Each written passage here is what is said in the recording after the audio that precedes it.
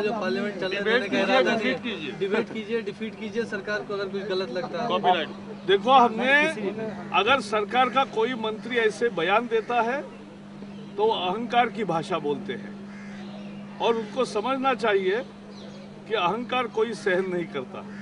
अगर एक ही विभाग के 8-8 बिल पेंडिंग क्यों रहते हैं, इसका आत्मचिंतन उनको करना चाहिए।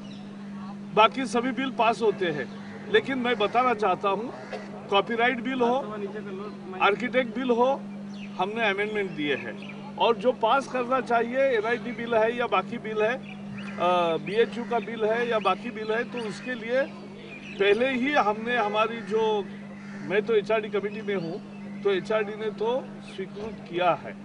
अब सवाल इतना ही आता है कि आज मुद्दा चिदम्बरम जी का था और जो मुद्दा शिवानंदन यादव जी ने, शिवानंदन जी ने और जो शिवानंद तिवारी और मैसूरा रेड्डी ने उठाया है, उस पर अभी सभापति का रूलिंग आना बाकी है। उसके बिना कॉपीराइट कैसे चर्चा होगा, क्योंकि वो एक महत्वपूर्ण मुद्दा है।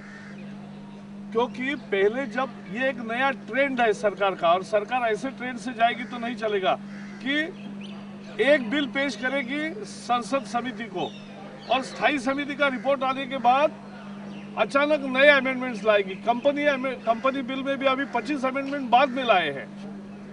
फिर इसमें टेलीविजन को सारा निकाल दिया है स्टैट्यूटरी लाइसेंसिंग से, तो ये अन्याय है और ये हमारे सामने नहीं लाया था। हमने जो ओरिजिनल स्कीम थी उसको हाँ कहा था, आज वो हमारी कमिटमेंट है। लेकिन इसीलिए अब गरीब छात्रों के लिए शिक्षा पहले ही महंगी है, तो उच्च शिक्षा में जो ऑफिशियल कॉपी है, जहां दुनिया में सस्ती मिलती है, वहां से लेने का उसको अधिकार है और वो लेने का अधिकार पैरेलल इंपोर्टेशन के नाम से जाना जाता है। वो अलाउ करना चाहिए, वो क्यों नहीं अलाउ करते? और इसलिए खुद मंत्री ने सभापति को लिख के दिया था, कपिल सिब्बल जी ने सभापति महोदय को लिख के दिया था कि कॉपीराइट पे बहुत सारे अमेंडमेंट्स हमने दिए हैं, विपक्षी लोगों ने दिया है, उनके साथ मुझे चर्चा कर दी है और एक कंसेंसस पैदा करना है, उस तक ये बिल डेफर करो, ये उनकी रिक्वेस्ट है। अब अचानक वो क्यों ला रहे? वो अगर लाना चाहते तो उनके दूसरे बिल है जिस पर सहमति है, वो ला सकते। और आर्किटेक्ट बिल में एक आध दूसरी अमेंडमेंट हमने बताई है, वो अगर ले इनके ड्रैकोनियन बिल लाएंगे तो नहीं लोग पास करने के मूड में होते हैं। लेकिन आज मुद्दा तो चिदम्बरम जी का था। देखो, चिदम्बरम जी का अब सुप्रीम कोर्ट ने भी उसका ये किया है। सुप्रीम कोर्ट ने भी कहा कि रामदेव बाबा के आंदोलन का लाठीचार्ज करने के दोषी कोई है तो चिदम्बरम है। उसकी साजिश किसने की? तो चिदम्बरम ने की।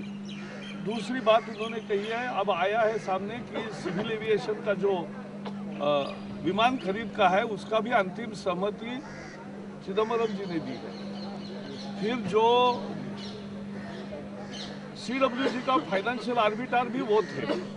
फिर 2G का उनका रोल का अब कोर्ट में मामला है और जो आरोप यहाँ लगा था उसका उत्तर उन्होंने सभागृह के चलते बाहर दिया है, तो हमारा प्रिविलेज मोशन भी है।